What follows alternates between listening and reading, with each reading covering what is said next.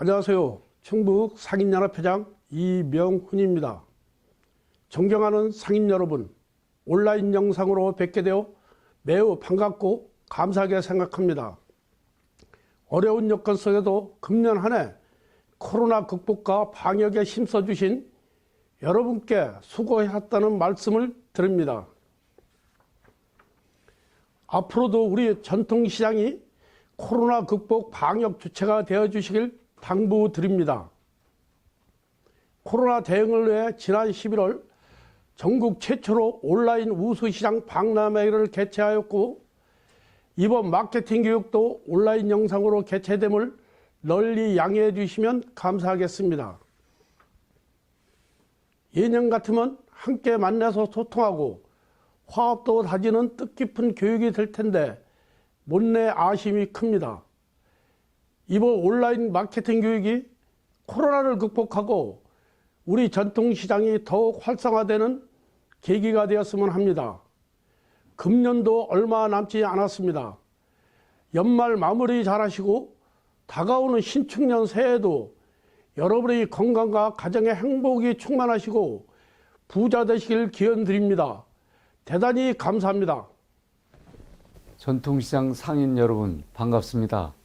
작년까지 함께 모여 진행하였던 행사였으나 올해는 코로나19로 인한 사회적 거리 두기로 인하여 이렇게 온라인으로 인사드리게 된 점 널리 양해 부탁드립니다.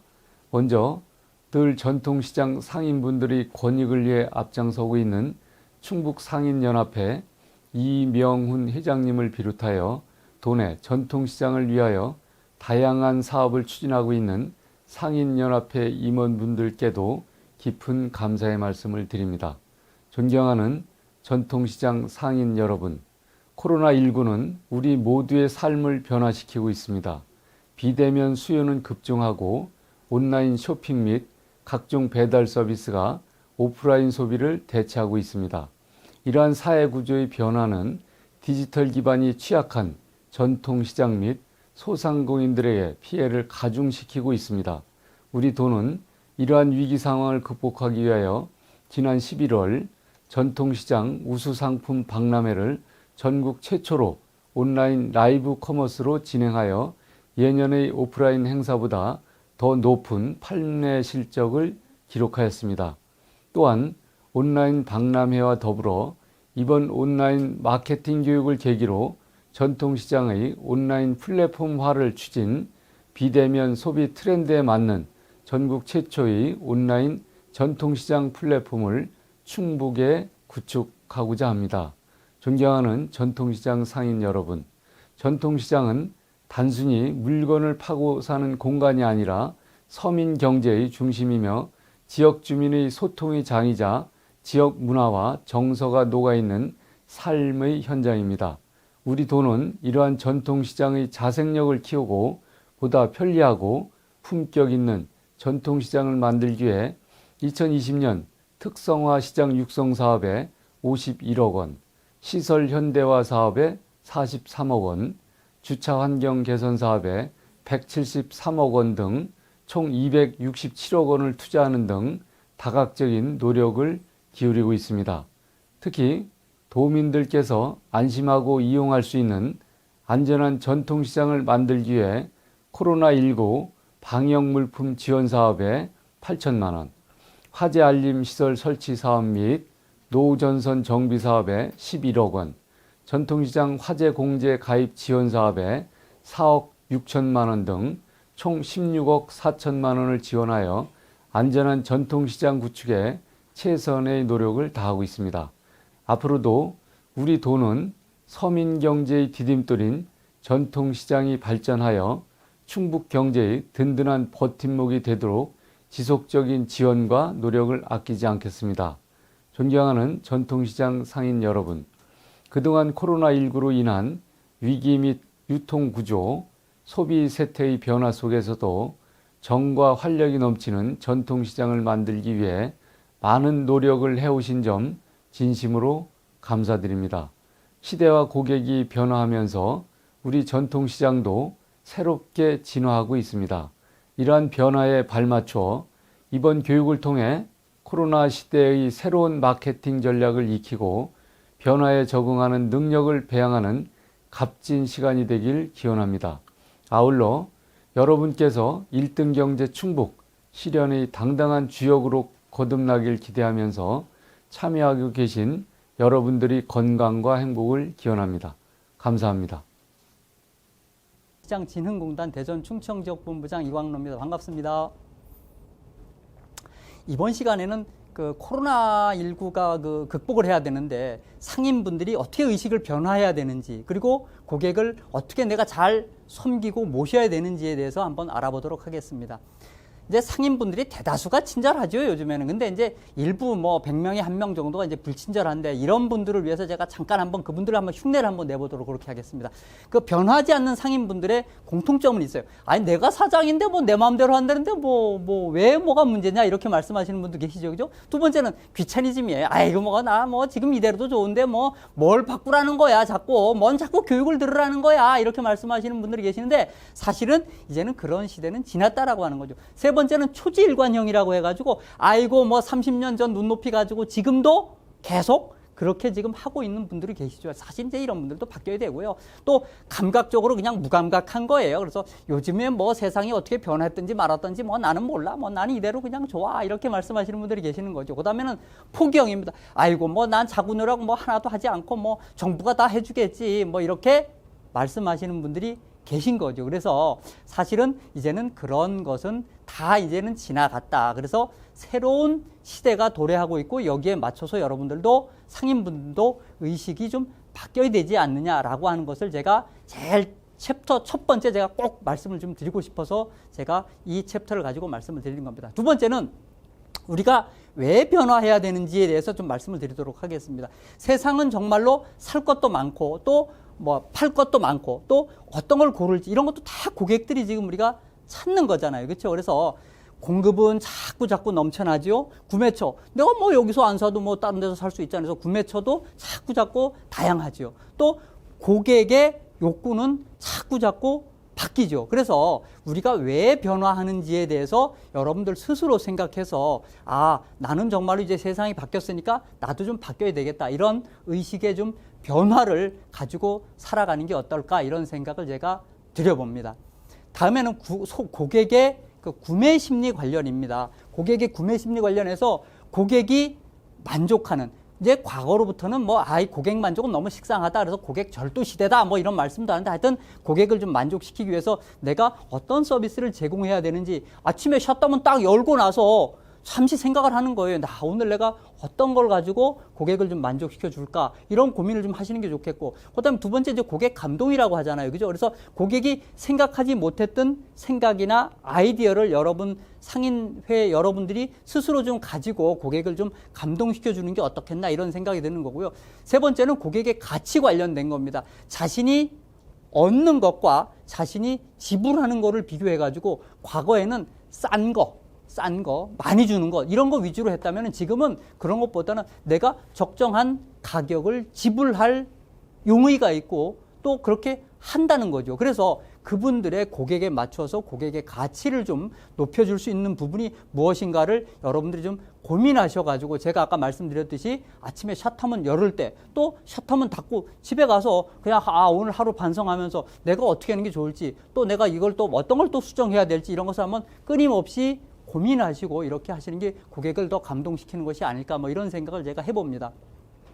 제 머리 스타일을 자세히 보시면은 2대 8입니다. 2대 8. 이쪽이 2이고요. 이쪽이 8이죠. 제가 왜 그러냐면 경영의 법칙이 2대 8의 법칙이라는 게 있어요. 이게 20대 80의 법칙이라고 파레토의 법칙인데, 80% 나한테 이익이 되는 80%는 즉 20%의 고객이 가져다 준다는 거죠. 그래서 바쁘기만 하고 80%에다가 계속해서 힘을 주면은 결국은 매출도 나지도 않고 생산성도 올라가지도 않으면서 나는 바쁜 거예요. 그렇게 하지 말고 20%의 고객의 타겟을 잡아서 그 타겟한테 정확하게 내 상품을 판매하고 어필할 수 있도록, 예를 들어서 슈퍼마켓이라고 보면은 10가지 상품이 있어. 이 10가지 상품 중에 20%, 즉 2개의 상품이 슈퍼마켓 주인인 내가 80%의 이익을 볼 수 있다는 거죠. 그래서 고객의 10명 중에 20% 단골 고객을 확보하기 위해서 여러분들은 좀 더욱더 노력해야 되지 않냐라고 하는 것이 제 생각입니다.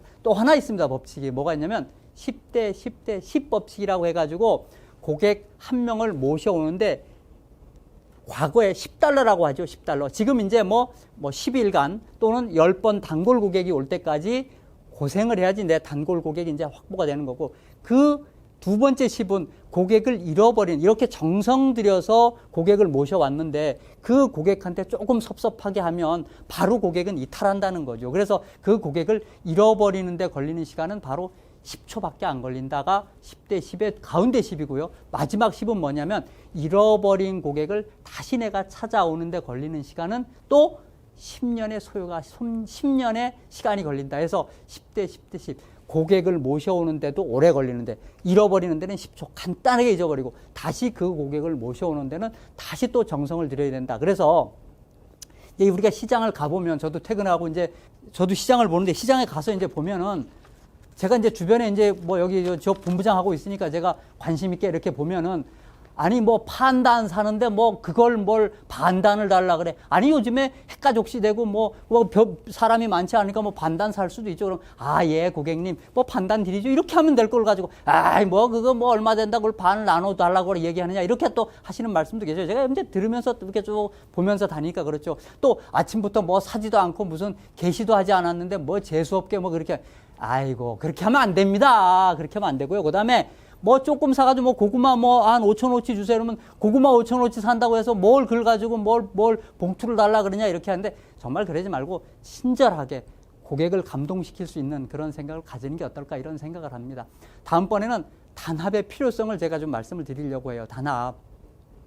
단합은 아무리 강조해도 이거는 정말로 뭡니까 정말로 중요한 게 단합인데, 뭐 너는 너대로 뭐 너도 대표고 나도 대표니까 뭐 니도 뭐 저 상인회장 너도 뭐 상가 하나 가지고 있고 나도 상가 하나 가지고 있으니까 뭐 니는 니대로 하고 나는 나대로 하고, 이렇게 개인주의적인 생각을 하지면 안 되는 거고, 또 성공이 뭐 나만 성공하면 되지 뭐 너는 뭐 실패하든지 말든지 뭐 아주 이런 경쟁적인 목적을 가지고 뭐 이렇게 한다든가, 또는 단합이나 합동적인 그런 목적이 아니고 뭐 내 성공이 뭐 니는 뭔 관계 있냐 이렇게 하지 말고, 혼자 하면 뭐라 그럽니까? 과거에 짧게 가려면은 혼자 가지만 멀리 가려면 우리 단합해서 가자고 이야기하잖아요. 그래서 상인 회장님을 중심으로, 우리 저 충북 상인연합 회장님, 우리 이명은 회장님을 중심으로 충청북도 상인들이 다 단합해야 되고, 또 청주는 청주 회장님, 또 제천은 제천 회장님, 충주는 충주 회장님, 이렇게 다 단합해서, 또 그 단위 시장에 또 회장님들 계시잖아요. 또 간부님들 계시고, 그래서 그 간부님들을 중심으로 해서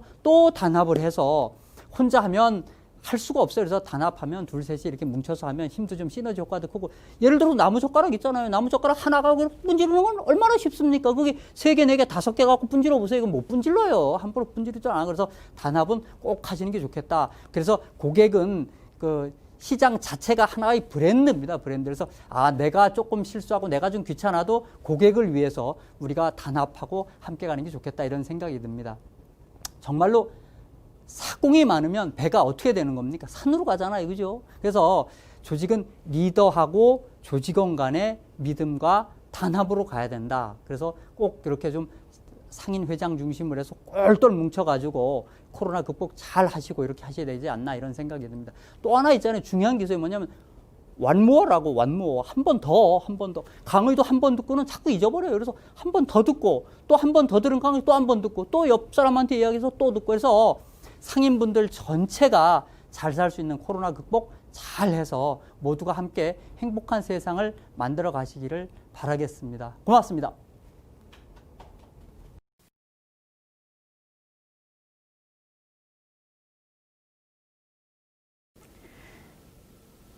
안녕하십니까. 저는 소상공인시장진흥공단에서 소상공인 컨설턴트 그리고 강사로 활동하고 있는 홍미미라고 합니다.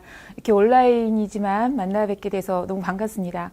우리 상인분들 코로나 때문에 2020년 굉장히 힘든 한 해 보내셨을 줄로 압니다. 그래서 안녕하십니까 라는 인사를 드리는 것도 굉장히 이제 쑥스럽고 죄송한 마음이 있는데요. 제 오늘 강의 주제가 그 코로나 위기 극복을 위한 이게 마케팅 전략 전략 이런 주제로 찾아뵙게 됐어요.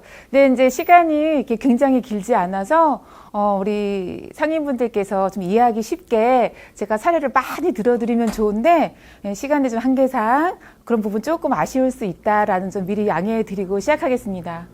이제 코로나 이런 19 사태를 겪으면서 많은 분들이 이게 끝나면 코로나가 끝나면 좋아질 것이다라고 기대를 많이 하세요. 당연히 좋아져야 되겠죠. 그런데 제가 이제 코로나 사태가 끝나고 그 이유를 이렇게 알 수 있는 점쟁이는 아니어가지고 그 이유가 어떨지는 잘 모르겠지만 하나 확실한 거는 제가 알 것 같아요. 그건 뭐냐면 코로나 사태가 끝나더라도 고객들은 절대까지는 아니지만 대부분 코로나 사태가 없었던 2019년처럼 똑같이 돌아가지는 않을 것이다 라는 거는 저는 확신합니다. 왜냐하면 사람들은 한번 이렇게 편한 걸 경험하잖아요. 그러면 다시 불편한 것을 활용하거나 이용하거나 돌아가려고 하지 않아요. 고객들뿐만 아니라 우리 선생님들도 그러실 거예요. 저도 마찬가지죠. 배달을 안 시켜보셨던 고객들은 배달을 시켜보니까 굉장히 편해. 퀄리티는 조금 떨어지는 것 같지만 뭐 크게 다르지 않아. 그리고 식당 가면은 4인분 시켜야 되는 거 집에서 2인분만 시켜도 눈치 보이지도 않아. 그게 얼마나 편해요. 그 제가 느꼈던 부분이에요. 그리고 우리 선생님들도 이런 교육을 들으려면 막 오라 가라 막 이런 말이 많잖아요. 어디로 와라 가라 시간도 없는데. 그런데 지금 매장에서 스마트폰으로 이렇게 교육을 들으실 수 있어서 참 편하다라는 생각하시는 분들도 많으실 거예요. 물론 진짜 나는 현장 가서 듣는 게 더 좋아 이러신 분들 계시겠지만은 그래서 만약에 나중에 코로나 사태가 끝나서 교육을 또 이렇게 진행할 때도 우리 선생님들께서 우리 상인분들께서 그 교육장 가서 교육을 받고 싶다 하신 분도 계시겠지만 예전처럼 그냥 스마트폰으로 교육 이렇게 줌으로 뭐 비대면으로 듣게 해줘요. 이러신 분도 있지 않겠습니까? 그래서 우리가 코로나 사태가 끝나면 예전으로 돌아갈 것이다라는 기대감도 좋지만 변하지 않는 부분들도 있을 거니까 오늘 그래서 그런 포인트를 조금 잡아드리려고 합니다. 자, 이제 마케팅 전략의 핵심, 마케팅 전략이라는 주제로 이제 본격적으로 시작해 볼게요. 우리 상인분들께서 흔히 마케팅 하면 대부분 뭐라고 생각하시냐면 SNS에 알리는 것, 뭐 이벤트 하는 것, 뭐 쿠폰 발행하는 것 이런 거 좀 생각하시거든요. 틀리지 않아요. 틀리지 않지만 제가 오늘 이 교육을 들으신 분들께 확실하게 알려드릴 수 있어요. 마케팅이라는 건 단순히 고객들한테 홍보하고 광고하는 그것만 전부가 아니라 제품이나 서비스가 만들어져가지고 고객한테 전달되고 고객이 이용하고 그 뒤 AS 관리해주는 데까지잖아요. 그 모든 과정을 사실 마케팅이라고 해요. 그래서 오늘 제가 이제 너무 길게 이야기할 수는 없지만 각각 포인트를 잡아서 우리 상인분들께서 어떻게 조금 고민하시고 준비하시면 되는지 말씀드리려고 해요. 첫 번째, 제가 마케팅 전략의 핵심은 이제 7가지로 이렇게 정리를 했는데 첫 번째 상품이에요. 우리 상인분들 음식도 파시고 뭐 미용실 하시는 분도 계시고 화장품 파시는 분도 계시고 굉장히 다양하잖아요. 요 상품부터 기획을 잘 하셔야 되는 거죠. 뻔하면 어떻게 되는 거예요? 뻔하면 까이는 거예요. 내가 다른 상인들, 다른 경쟁자에 비해서 어떤 제품을, 상품을 고객들한테 줄 수 있나. 내 거는 보기 사진을 좀 찍고 싶은가. 내 거는 또 먹고 싶은가. 내 거는 누구한테 사서 선물로 보내고 싶은가. 이런 상품부터 포장은 어떻게 할 건지 이런 것부터 기획을 잘 하셔야 돼요. 이게 마케팅의 시작이에요. 광고 판촉 뭐 요게 다가 아니라 첫 번째 내 상품이 매력적인가 이 부분을 고민을 하셔야 되고요. 제가 이런 간단한 사례는 다음 이렇게 다 쭉 설명하고 사례를 몇 가지 말씀 좀 드려볼게요. 두 번째는 가격을 어떻게 정할 건가 이 부분도 마케팅 전략에서는 굉장히 중요한 포인트예요. 그런데 많은 분들이 원장님 전 이거 만들 때 3,000원 정도 비용이 드는데 5,000원 받으면 괜찮나요? 이런 말씀을 좀 하시거든요. 그런데 이제 가격을 결정하는 방법이 굉장히 다양해요. 이렇게 원가 기준으로 해서 이익을 좀 붙여서 판매하는 방법도 당연히 있지만 우리 상인분들 가만히 생각해 보세요. 김밥 만들 때 재료가 이제 김 들어가고 뭐 쌀 들어가고 밥 들어가고 뭐 이러잖아요. 우리 보통 김밥이 1,500원에서 2,000원 정도 했단 말입니다. 요즘에도 좀 그렇죠? 그런데 그 이상을 뛰어넘는 4,000원, 5,000원짜리 김밥이 있어요. 거기는 재료비가 막 4,000원, 4,500원 들어가는 걸까요? 그렇지 않아요.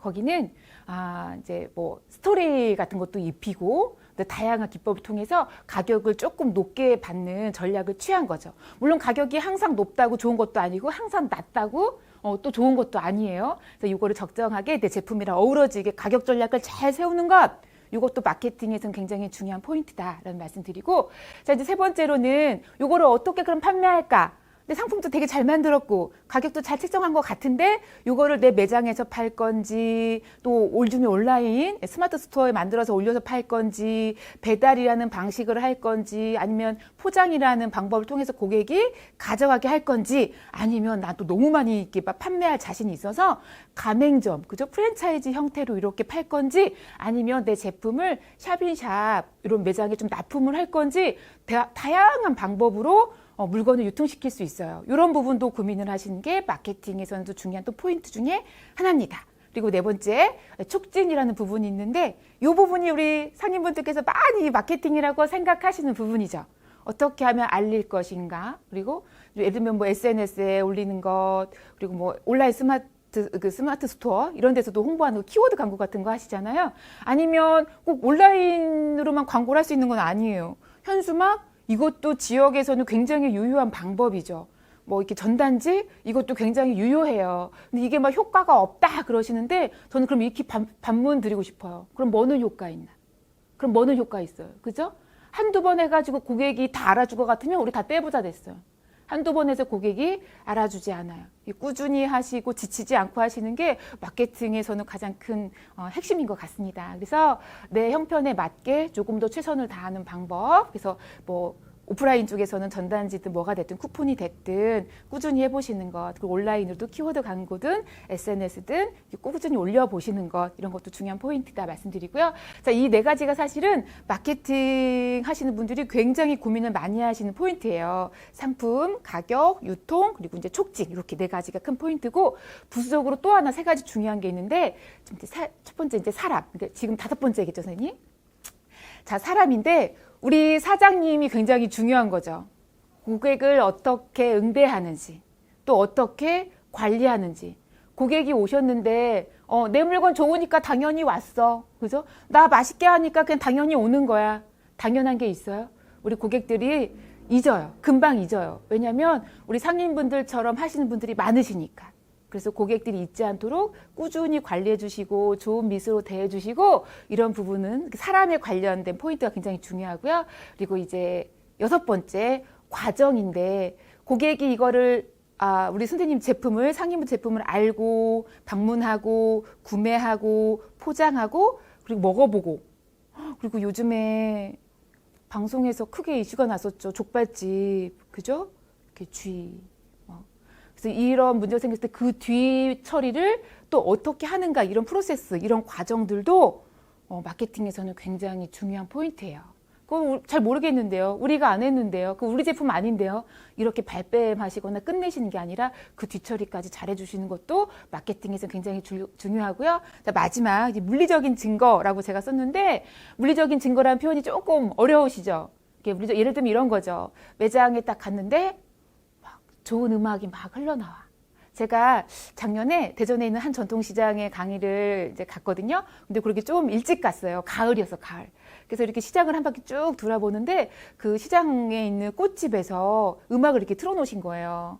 제가 너무 좋아하는. 그래서 그 음악에 너무 취해가지고 감성이 말랑말랑해진 거죠. 그래서 제가 이렇게 또 꽃을 별로 안 좋아하는데 잘 키우지도 못하는데 꽃을 사게 됐어요. 그래서 이런 음악이라든가 향기라든가 이런 우리 많이들 접해 보셨을 것 같은 진열 이런 것들이 이제 물리적인 증거다라고 제가 설명을 간단히 드려요. 자, 이제 7가지 사례 드렸으니까 이번에는 그러면 이런 걸 잘했을 때 고객들이 오셔서 지갑을 열어야 되잖아요. 그래서 고객들이 지갑을 어떻게 여는지 이건 제 이야기가 아니라 되게 이렇게 많이 배우신 학자들께서 연구해 놓으신 그런 이야기를 들려드리려고 해요. 첫 번째는 우리 선생님들께서 상인분들께서 물건을 정말 잘 만들어 놨잖아요. 제가 아까 상품, 가격 이런 말씀 드렸는데 그걸 잘 만들었어. 그러면 이런 게 내가 판매하고 있다, 이런 서비스를 하고 있다라는 걸 적극적으로 알리셔야 되고 그런 알리는 걸 보고 고객들이 관심이 가게끔 알리셔야 돼요.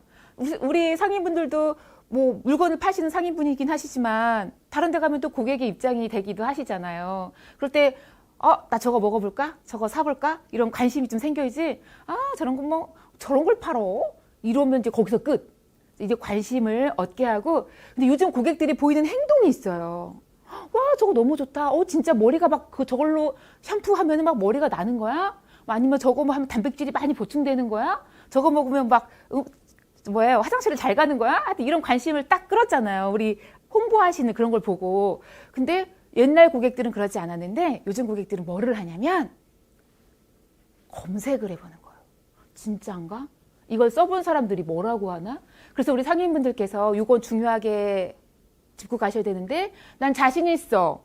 너무 잘 만들었어.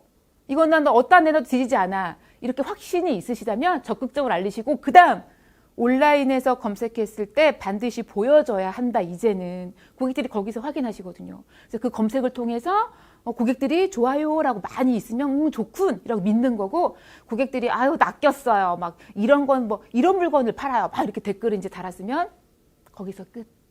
그리고 구매로 연결되지 못하죠. 그래서 이런 검색했을 때 호감이 생기고 그래야 고객들이 지갑을 열고 이제 구매를 한다라는 이런 과정을 한번 설명드려봤습니다. 자, 이제 마케팅 전략에서 제가 아까 7가지 말씀드렸는데 기억 하나도 안 나실 거예요. 그래서 제가 다시 한번 상기시켜드려요. 상품. 근데 고객들이 이거는 우리 상인분들께서 나 이거 되게 잘해요. 이렇게 많이 말씀하시거든요. 이제 그런 때가 아니에요. 나 이거 되게 잘해요가 아니라 고객이 이걸 원해요. 고객이 이런 문제점이 있어서 내가 그걸 해결하려고 이걸 만들었어요. 이렇게 가셔야 해요. 그래서 제가 작년에 떡을 샀는데 우리 전통시장의 떡집은 정말 10년 전? 20년 전이랑 크게 바뀌진 않았어요. 좀 바뀌긴 했지만. 근데 요즘 젊은 층 고객들은 옛날처럼 막 떡을 많이 먹고 이런 때가 아니잖아요. 그래서 제가 떡을 좀 맞출 일이 있었어요. 선물로 보낼 일이 있었는데 와, 여기 이미지로 좀 보고 계실까요? 저게 돼지바처럼 생겼죠? 저 돼지바 아니에요. 돼지바 아니고 돼지바랑 똑 닮은 떡이에요. 그래서 아이스크림처럼 생겼는데 우리 돼지바를 드셔보신 분들은 돼지바 이렇게 먹으면 어때? 속에 딸기잼인가 이렇게 들어있거든요. 근데 이 떡에도 그 딸기잼처럼 들어있어요. 그리고 얼마나 맛있는지 몰라. 얼마나 쫄깃한지 몰라. 그래서 저거를 제가 선물했는데 고객들이 다 진짜 다 환호하는 거예요. 그리고 옆에 있는 그 또 이미지는 뭐냐면 저게 백설기 떡 위에 하얀 크림치즈 소스가 이렇게 올려져 있는 거예요. 저건 제가 저희 딸이랑 먹으러 갔던 건데 저희 딸이 이제 20살, 21살이거든요. 근데 저게 너무 맛있다고 저를 데리고 간 거예요. 그래서 백설기를 그냥 맨날 네모나게 이렇게 막 그냥 조그맣게 이게 중요한 게 아니라 이제 고객들이 찍어 먹을 수 있는 이런 것들도 한번 생각해 보시면 어떨까 이런 생각이 들어서 상품 부분 설명을 좀 드려봤고요. 이제 두 번째 아까 가격 말씀드렸잖아요. 늘 원가 베이스로 원가만 이게 얼마로 재료비가 드니까 얼마를 이윤 붙여서 얼마 팔아야겠다 이런 것도 고전적인 방법이긴 하지만 제가 여기 이제 김밥 사례를 하나 올려놨어요. 저 김밥 엄청 비싼 김밥이거든요. 근데 여기는 재료에 대해서 다 소개해. 이 김이 어디에서 어떻게 생산된 김이다. 이 참기름이 어디에서 어떻게 뭐 무농약 이런 걸로 해서 생산된 기름이다. 그래서 제품에 대해서 다 스토리를 입혀. 그리고 이렇게 정성 들여서 엄마의 마음을 담아서 만들었다. 우리 보통 김밥은 요즘에 어떻게 먹어요? 어떨 때 먹어요? 대충 때울 때, 시간 없을 때. 그냥 막 이렇게 그냥 때워 이런 느낌이잖아요. 근데 우리 처음 김밥은 그렇게 때우는 거 아니었어.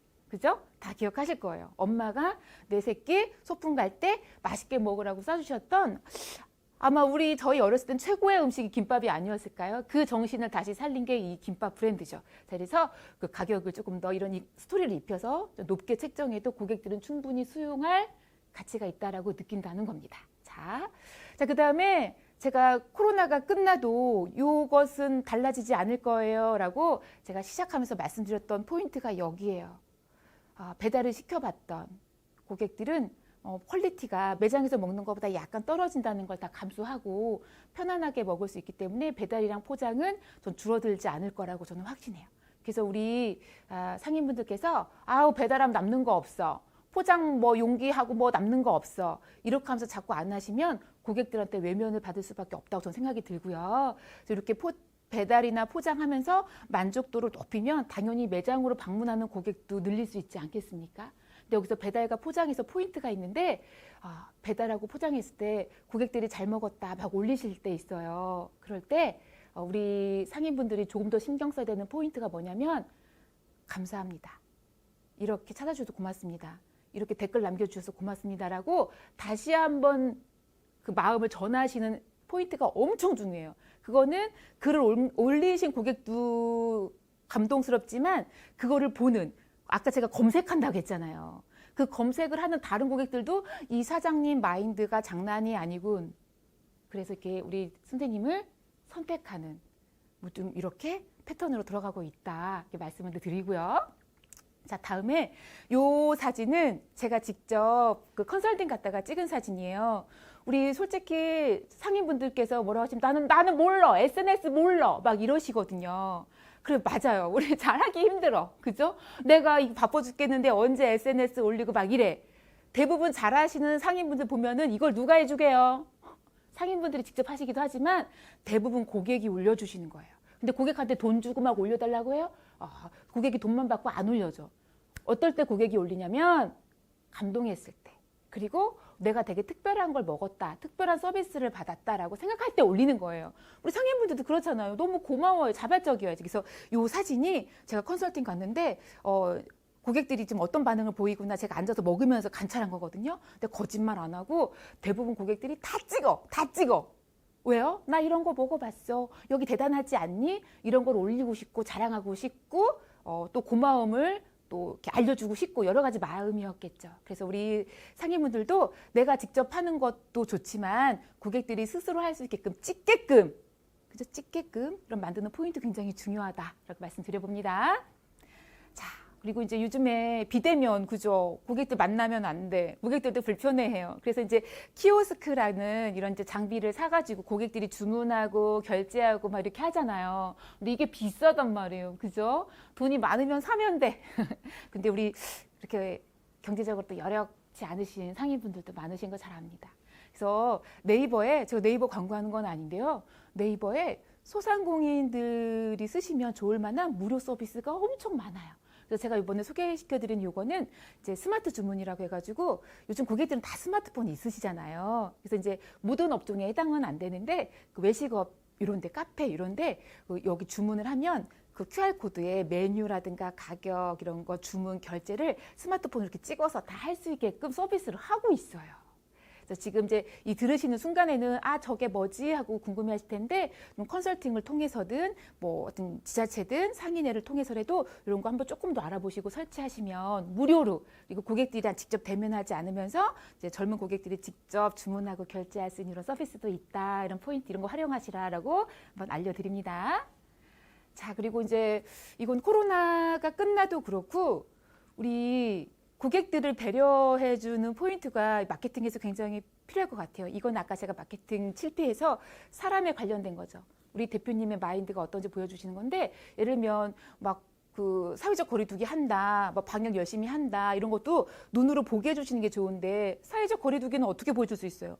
테이블을 빼야지. 그죠? 테이블을 기존에 이렇게 간격이 좁았던 걸 빼는 게 사회적 거리를 유지해 주시기 위해서 눈으로 보여주는 우리 상인분들의 행동이잖아요. 말로만 사회적 거리두기 아니라.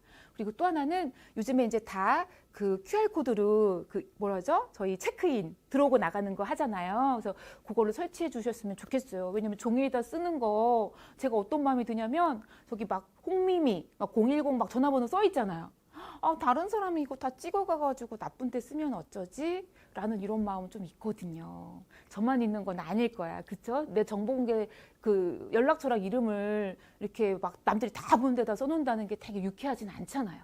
그래서 조금 어려우시겠지만 이런 것보다 이제 요즘 스마트폰으로 고객들이 이렇게 찍는 QR 체크인. 자, QR 체크인이 뭐냐? 또 여기 설명하셨는데, 또 상인의 우리 임원진들 분께 여쭤보면 또 안내해 주실 거예요. 이런 것도 배우시고, 그래서 이렇게 고객들 배려해 주셨으면 좋겠다라는 말씀을 좀 드립니다.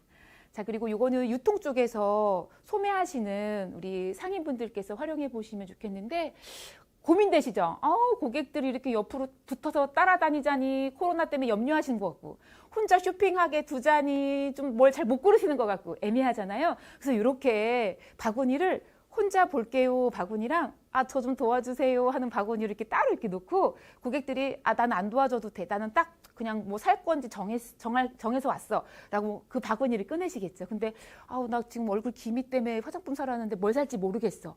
그런 분들은 이렇게 저 좀 도와주세요 하는 바구니를 드시겠죠. 그러면 그럴 때 도와주세요 하는 바구니를 드신 분 옆에 너무 가까이는 말고 이렇게 가서 이렇게 좀 도와주시면 좀 센스 있게 좀 서비스를 할 수 있지 않을까라는 생각이 듭니다. 자, 요거는 제가 좀 팁을 좀 드려보려고요. 어떻게 하면 좀 재밌게 고객들이 부담 없게 내 매장으로 오게 할까 고민이 되는데, 이건 제가 뉴스에서 보고 이렇게 조금 발췌해 왔어요. 여긴 일본 음식점인데 우리 이 비말 감염인 거잖아요, 코로나가. 그래서 말을 하지 않아야 되는데 자꾸 이제 말을 하잖아요. 그래서 이 주문할 때도 종이에다 쓰는 거예요. 그리고 식탁에 앉아서도 우리 사실은 뭐 저도 저희 딸이랑 카페 같은데 남편이랑 가면 대화 별로 없어요. 그냥 스마트폰 각자 보고 있고 막 이러거든요. 그런데 종이를 이렇게 테이블마다 놔드려서 종이로 대화하는 거예요. 딸, 지난번에 보내준 거 엄마가 잘 쓰고 있다. 옆에 앉아있지만. 그럼 딸도 그거 보고 엄마 그거 엄마를 위해서 내가 산 건데 다음에도 뭐도 사줄게. 이렇게 좀 쪽지 편지 이런 감성도 조금 끌어올리고 굳이 말하지 않아도 이런 재미를 좀 덧붙여 줄 수 있지 않을까요? 그리고 좀 아이디어를 얻으셨으면 해서 한번 소개시켜 드려 봅니다. 자, 이 부분은 요즘에 이제 그 비말 때문에 칸막이 설치 굉장히 많이 하잖아요. 그래서 제가 그 유튜브에서 보고 이렇게 좀 소개해 드리려고 갖고 온 자료인데 막 너무 칸막이만 막 이렇게 하면 조금 막 너무 빡빡해. 그죠? 그래서 제가 비대면이지만 조금 아름답게 해서 이왕이면 뭐 이렇게 좀 예쁘고 아까 제가 뭐라고 했어요? 고객들이 좀 찍을 만한, 그죠? 나 돈 없어요! 막 이러신 분도 계실 텐데, 좀 여력 있으시다면, 이와 비대면 어떤 설치를 하실 때 미적인 부분도, 디자인적인 부분도 고객들이 이렇게 찍고 홍보를 해주실 수 있는 부분이 있으니까 한번 해보시고요. 그리고 지자체에서 이런 환경 개선이나 이런 개선 또 사업도 있잖아요. 이럴 때 이런 부분도 한번 나 좀 이렇게 디자인적으로 예쁘게 해서 이런 비대면 이런 칸막이 설치하고 싶은데 좀 도와달라 이렇게 해보시는 건 또 어떨까? 이렇게 아이디어 한번 드려봅니다. 자, 이제 제가 오늘 준비한 이야기는 다 이렇게 마무리가 됐습니다. 우리 상인분들 저 처음에 예전에요. 손님은 왕이다 막 이랬었잖아요. 오래전에. 근데 어느 날 갑자기 이제 인건비 문제면 뭐 이런 것 때문에 물을 그냥 떠다 먹으라고 했던, 너무 당황스럽거든요. 아니 물을 안 갖다 주다니. 근데 지금은 어때요? 물 셀프는 당연해. 그죠? 당연해. 처음에는 어색하지만 차츰 다 익숙해져요. 저희 비대면이 좀 어색하고 또 온라인으로 뭔가 한다는 게 두렵고 낯설고 이렇지만 물은 셀프였던 것처럼 이 비대면 또 익숙해질 것입니다. 우리 코로나19가 빨리 끝나고 좀 우리 상인분들께 좋은 날 오기를 기원하면서 우리 상인분들 건강 관리 잘 하시라 당부 드려봅니다. 오늘 함께해 주셔서 고맙습니다. 감사합니다.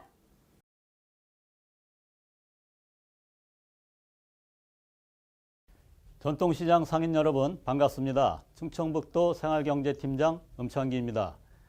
원래 상인 여러분을 한자리에 모시고 사업을 알려드리는 시간을 가져야 하나 올해는 코로나로 인하여 이렇게 영상으로 인사드리는 점 양해 부탁드리겠습니다. 존경하는 전통시장 상인 여러분, 코로나로 인해 그 어느 때보다 힘든 상황에도 활력이 넘치는 전통시장을 만들기 위해 많은 노력을 기울이신 점 깊은 감사를 드립니다.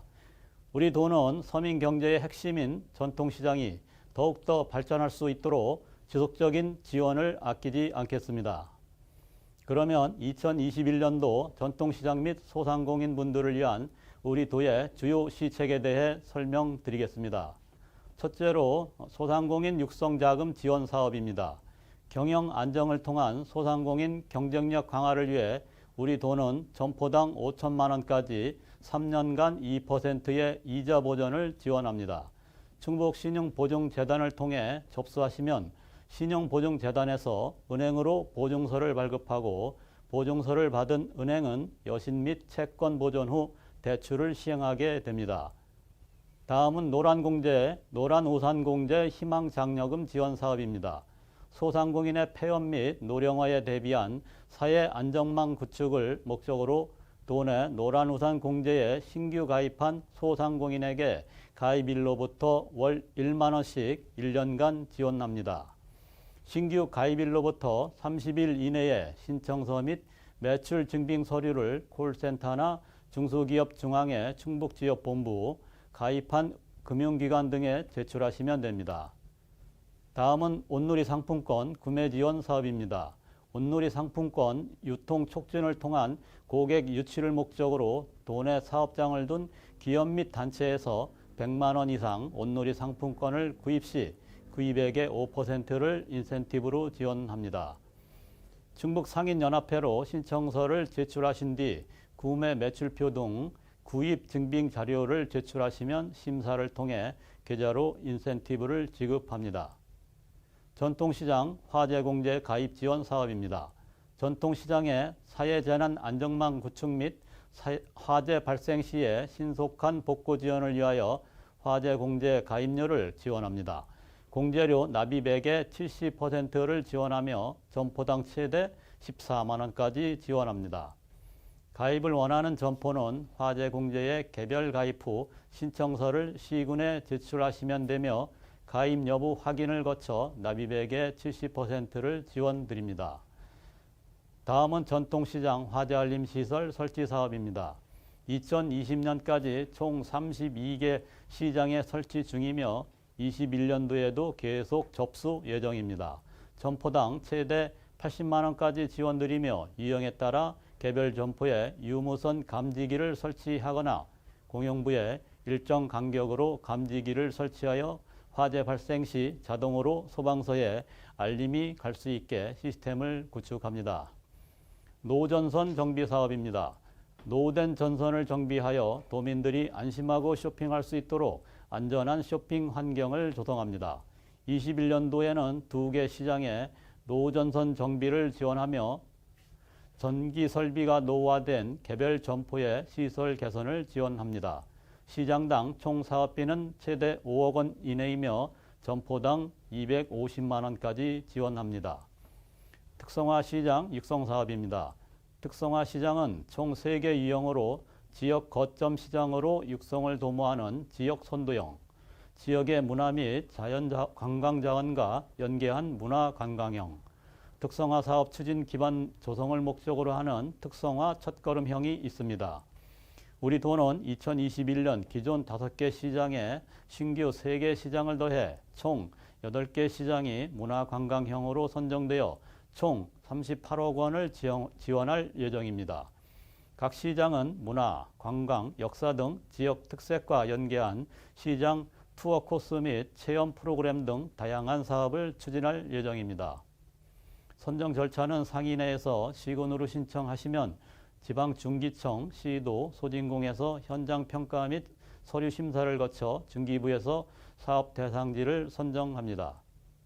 다음은 전통시장 시설 현대화 사업입니다. 노후시설 개선과 각종 편의시설 확보를 통한 쾌적한 쇼핑 환경 조성을 목적으로 우리 도는 2021년 41억 4천만 원을 투자하여 20개 시설 현대화 사업을 진행합니다. 아케이드 보수 사업, 고객 지원센터, 옥상 방수공사, 공용 화장실 개선 등 각종 편의 시설을 개선, 보수하여 도민들의 편리한 시장 이용을 도울 계획입니다. 지원 요건과 지원 사업 종류는 보시는 바와 같습니다. 전통시장 주차 환경 개선 사업입니다. 전통시장 내 주차 환경을 개선하여 도민들이 편리하게 시장을 이용할 수 있도록 총 7개소에 118억 원을 지원하여 새로운 전통시장 주차장을 건립합니다. 전통시장 활성화를 위한 특화사업 발굴 지원입니다. 기존 향수의 전통시장 만들기 사업을 대체하여 각 시장마다 특화된 사업을 발굴, 전통시장의 활성화를 도모할 예정입니다. 2021년 2월 공모를 통해 5개 시장을 선정, 시장당 4천만 원씩 총 2억 원을 지원할 예정입니다. 선정된 시장에서는 각 시장 여건 및 지역 특색에 부합하는 아이디어 및 특화 콘텐츠를 발굴하여 사업을 시행하게 됩니다. 우선 도내 전 시장을 대상으로 공모 진행 예정이며 각 상인에서는 시군을 통해 사업 신청을 하시면 됩니다. 심의를 통해 선정된 5개 시장은 시군과 협의하시어 각 시장 특색에 맞는 사업을 진행하시면 됩니다. 다음은 보조금 관련 내용입니다. 정부에서는 각종 단체로 나가는 보조금의 부정수급 방지를 위해 집중 신고 기간을 운영하는 등 관리 강화에 힘쓰고 있습니다. 우리 도에서도 지난 2018년 10월 보조금 전담 감사팀을 신설하여 보조금 관련 감사를 강화해 나가고 있습니다. 보조금 관련 주요 부정적발 사례는 성과물 중복 제출하거나 사업비를 과다하게 부풀리는 행위, 사무용품 등을 사적으로 횡령하는 행위 등이 있으니 각별히 유의하여 주시기 바랍니다. 다음은 지방보조사업 관련하여 몇 가지 유의사항을 설명드리겠습니다. 보조사업자는 지방재정법 제32조의 4에 따라 당초 사업계획 및 교부결정에 없는 용도의 사업비 집행을 해서는 안 됩니다. 사업기간 종료 후 집행 잔액을 집행하거나 변경 승인 없이 사업계획을 변경하여 집행한 경우도 용도 외 보조금 사용으로 간주되므로 유의해 주시기 바랍니다. 또한 지방보조사업자는 당초 사정의 변경으로 사업을 변경할 경우 당해 자치단체장의 승인을 받아야 합니다. 경미한 사항의 경우에는 승인 없이 변경 가능하나 우선 사업 변경 내역이 있는 경우 지자체로부터 사전 확인을 거친 후 집행하시기 바랍니다. 지방보조사업자는 반드시 보조금 결제용 전용카드를 만들어 사용하여야 하며 지출 시에는 지출 결의서를 반드시 작성하여야 합니다. 사업비를 일괄 인출한 후 사후 정산하는 형태의 회계 처리는 금지됩니다. 또한 지방보조사업자는 보조결정 통지일 이전에 집행한 사업비는 보전할 수 없으므로 반드시 교부결정 이후에 사업비를 집행하여야 합니다. 존경하는 전통시장 상인 여러분, 코로나19의 영향으로 소비 트렌드가 급변하고 있습니다. 우리 전통시장도 이에 맞게 새롭게 진화해야 합니다. 우리 도도 이러한 시대의 변화에 부합하는 다양한 지원을 통해 전통시장의 활성화를 위한 노력을 다하겠습니다. 감사합니다.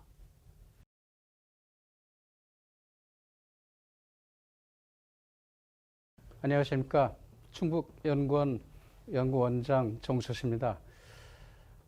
오늘 이 전통상인 여러분들과 비대면으로다 이렇게 강의를 하게 됐습니다. 전통시장에서는 이 코로나 위기를 어떻게 극복해야 될 것인가, 이걸 한번 제 나름대로 정리를 해봤습니다.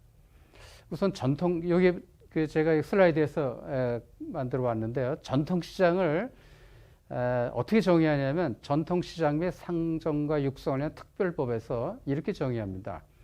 자연 발생적 혹은 사회적 경제적 필요에 의해 조성되고 상품과 용역의 거래가 상호 신뢰에 기초하여 전통적 방식으로 이루어지는 장소다, 이렇게 정의합니다.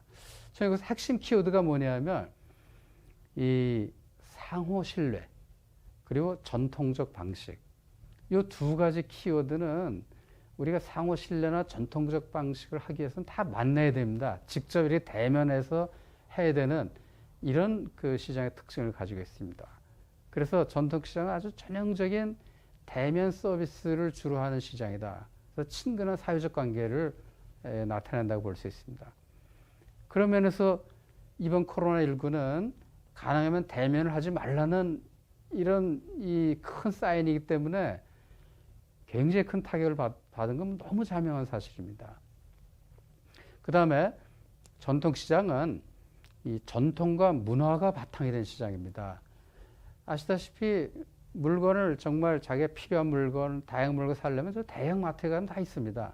근데 우리가 전통시장 가는 이유는 거기 뭔가 우리가 느낄 수 있는 이 전통의 흔적과 문화들이 있기 때문에 가는 겁니다. 그래서 이것이 굉장히 중요한 특징이죠. 그리고 거기서 판매하는 걸 보면은 주로 생활용품이나 농식품 위주가 제일 많습니다. 그러다 보니까 대면을 해야 되고 이런 전통의 문화가 중심이 됐기 때문에 경기가 나빠지면 사람들이 제일 먼저 안 가는 데가 이제 이런 전통시장처럼 이런 데를 잘 가지는 않습니다. 그래서 이 경기 변동에 계속 민감하다는 특징을 갖고 있고, 반면에 이 전통시장은 굉장히 고용 창출 능력이 큽니다. 여기가 만약에 무너지면은 우리 소상공인의 굉장히 많은 부분이 무너지게 됩니다. 그래서 우리는 전통시장을 이렇게 위축시키는 게 어떻게든 이 현대 트렌드에 잘 파도를 타서 이 전통시장을 어떻게 성장시켜야 될 것인가. 이게 이제 우리의 제일 큰 과제라고 볼 수가 있겠습니다. 그러면 이 전통시장이 좀 더 활성화시키는데 위협 요인은 어떤 것이 있을까? 바로 저는 몇 가지 정리해 봤습니다. 제일 위험 요인은 언택트 사회로 가기 때문에 대면 접촉에 제한된다는 겁니다. 사람들이 모여야 되는데 모이지가 않기 때문에 이런 전통시장이 굉장히 위협 요인으로 작용합니다.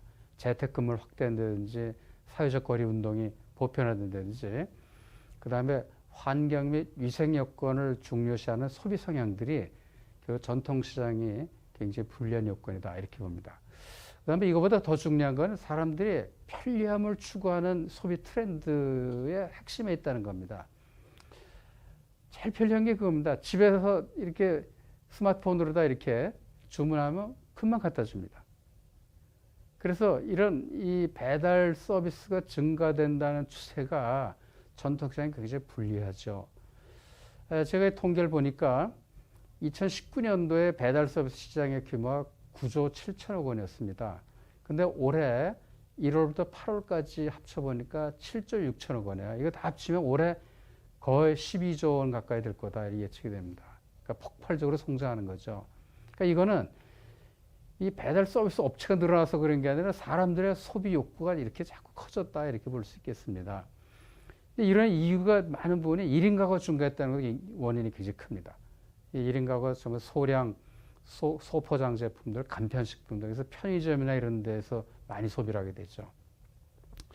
그 다음에 이제 결제 수단이 일반적으로 모바일 결제나 혹은 신용카드 이런 디지털 결제를 많이 합니다. 보통 전통시장에서는 제가 통계를 찾아봤더니 전통시장의 현금 결제 비율이 한 78.5%라고 합니다. 근데 이 대형마트는 현금 결제가 한 8.7%밖에 되지 않는다 그래요. 그러니까 다시 말하면 이런 디지털 결제 수단을 보편적으로 쓰지 않기 때문에 이런 소비 트렌드에 굉장히 뒤처져 있다 이렇게 볼 수가 있겠습니다. 그다음에 또 한 가지는 참 이 전통시장이 이런 어려운 상황이 있는데도 대형 유통업체들이 계속 골목 상권으로 이렇게 아주 공격적으로 들어오고 있다는 겁니다. 이 대형 마트들이 들어오는 거는 굉장히 다양합니다. 그냥 단순히 물건만 파는 것이 아니라 대형 마트들은 그 안에 쇼핑 공간뿐만 아니라 각종 여가, 위락시설을 다 같이 데리고 옵니다. 아마 그 스타필드랜드를 가보시면 아시겠지만 거기 가면 쇼핑하는 공간 따로 있고 애들 키즈 카페 따로 있고 그다음에 남자들 가서 뭐 이렇게 노는 데 따로 있고 다 그 가족들이 가서 다 놀다가 어느 시간 만나서 다시 모여서 다시 옵니다. 이렇게 이 사람들의 이 편의성이나 이 욕구를 아주 적절히 충족시켜주는 대형마트하고 전통시장이 경쟁하기가 굉장히 어려운 구조를 가지고 있다. 이렇게 볼 수 있겠습니다. 그렇지만 과연 이걸 이제 우리가 어떻게 극복해야 될 것인가? 바로 이제 요거는 굉장히 일반적이라기보다 제 나름대로 한번 정리를 해봤습니다. 첫 번째는 우리 일반적 트렌드라고 볼 수 있는 비대면과 디지털 사회 변화라는 그 파도 타기를 적절히 해야 된다. 다시 말하면 이 사회 변화 트렌드를 이제는 우리 인정해야 됩니다. 이거를 어떻게든지 거부하고 거슬러 오려고 하는 노력은 결국은 굉장히 더 상황을 어렵게 만들 수밖에 없습니다. 그래서 이 변화 트렌드를 적절히 인정하고 그리고 적응하고 어떻게 대응할 것인가 라는 어떤 의식의 전환이 필요하다. 그래서 이 점포 경영도 좀 디지털 가능한 범위 내에서 디지털 경영을 촉진하고 그러니까 디지털 한다는 뜻은 그겁니다. 일정을 조금은 전산화시킬 필요도 있어요. 제가 여기 밑에 여기 보시면은 여기 네이버 이 쇼핑의 홈페이지에 있는 거를 제가 이렇게 화면 캡처해 온 겁니다. 여기 보시면 이제 여기 뭐 한화라든지 CJ 프레시오네즈 이런 몇 가지 이 마트가 있고 이 밑에서 제일 왼쪽 편을 보면은 동네 시장이라는 데가 있습니다. 이 동네 시장이 바로 이제 전통 시장들이 여기 가입해서 여기서 온라인 쇼핑 공간을 이 네이버에서 만들어 준 거예요. 그 여기 보니까 한 70여 개 정도의 업체가 지금 여기 가입되어 있습니다. 근데 제가 이렇게 다 찾아봤더니 충북은 여기 한 군데도 없더군요. 그래서 이런 데가 지금 시작한 지 얼마 안 됐지만 사람들이 그래도 빨리 주로 서울에 있는 시장들이 여기 많이 들어가 있어요. 그래서 빨리 소비자들의 욕구에 대해서 충족시켜 주려고 하는 이런 노력들이 우리도 좀 많이 필요하다라고 생각이 듭니다. 전 그래서 그런 생각이 들었습니다. 제가 이 전통시장에 갈 때마다 아주 맛집이나 이런 게 독특한 데 몇 개 있어요. 그래서 이런 데를 꼭 와서 먹지 않고 배달 서비스를 해줄 수는 없을까 그런 생각을 늘 해봤는데 이게 배달 서비스가 되려면은 일단 플랫폼에 이렇게 다 이렇게 이 탑재를 해야 됩니다. 그리고 탑재를 하고 메뉴를 다 했고 메뉴를 선정하면 그걸 이 배달 기관에서 이렇게 배달해 줘야 되는데 이 충북은 지금 배달 서비스를 먹개비라는 데서 하지 않습니까? 그죠? 이 사업자한테 굉장히 적은 수수료를, 거의 수수료는 이 시중 그 배민이나 이런 데보다 한 10분의 1 정도 수준으로 다 굉장히 낮은 수수료를 가지고 지원을 해주죠. 그러면은 저는 거기다 한 단계 더 가면 이런 생각도 해봤습니다. 예를 들어 순댓국집이 참 맛있는 데가 있으면은 어떤 사람들은 순대에다가 이렇게 허파나 이런 거를 별로 안 좋아하는 사람도 있어요. 그러면 메뉴를 선정할 때 나 이걸 빼주고 다른 걸 좀 넣어달라. 라고 이렇게 메뉴 방식으로 다 이렇게 주문을 해주면은 그 방식으로 딱 해서 갖다 주면은 얼마나 소비자 욕구를 충족시키겠습니까? 그래서 저는 전통시장 안에 나름 콘텐츠가 좋은 것들이 많이 있습니다. 그러니까 이 많은 거를 이제는 소비자가 원하는 거를 공급해 주려고 하는 이런 노력이 필요하다. 그런데 소비자들은 이런 플랫폼 상에서 뭔가를 소비하고 싶어 하는 욕구가 크죠. 그러니까 이런 이 비대면 플랫폼, 디지털 플랫폼을 적극 활용하는 게 필요하다. 이렇게 생각을 들 수 있습니다. 다음으로는 이제 가구가 소형화되기 때문에 맞춤형 전략이 필요합니다. 그래서 1인 가구가 수요가 높은 품목을 좀 적극 개발해서 1인 가구에 적합한 이런 품목들을 많이 개발할 필요가 있습니다. 이 전통시장이 대부분 이게 멀리 떨어져 있지가 않습니다. 다 보면 주거지 근처에 다 몰려 있어요. 그 얘기는 공간적으로 소비자와 이 전통시장이 굉장히 거리가 가깝다는 뜻입니다. 그러면 오히려 배달이 굉장히 용이해요. 그래서 이 1인 가구들이 원하는 게 뭔지 이런 걸 찾아서 그 품목들을 잘 개발한 다음에 이런 배달 서비스로 다 뒤에 충북에서 제가 여기 화면에 캡처를 해왔습니다. 먹개비 이걸 적극 활용하면은 굉장히 도움을 받을 거다 이렇게 얘기를 할 수 있겠습니다. 다음으로는 전통시장 환경을 개선하는 문제입니다. 아까 말씀드렸지만 이제 앞으로 위생시설에 이걸 굉장히 중요하게 생각합니다. 이렇게 지저분하게 있는 거는 그것이 옛날의 맛이다라고 생각하는 시대는 이제 지났습니다. 이제는 깨끗하고 환경에 아주 위생적이어야 됩니다. 그런 면에서 고객 편의시설이나 이런 것들을 잘 해놔야 되고 그 다음에 현금 결제에서 이런 디지털 결제 수단으로 획기적으로 경영 환경도 개선할 필요가 있습니다. 그 다음에 충북 지역의 특화 요소를 적극 발굴해서 이렇게 활용하는 겁니다.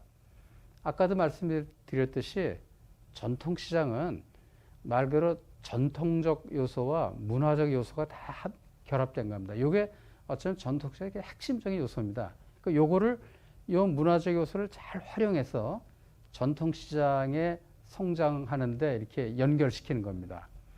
예를 들면 우리 지역 축제를 많이 하지 않습니까? 이 축제는 그냥 해당 축제만 하는 게 아니라 반드시 전통시장하고 연결시켜야 됩니다.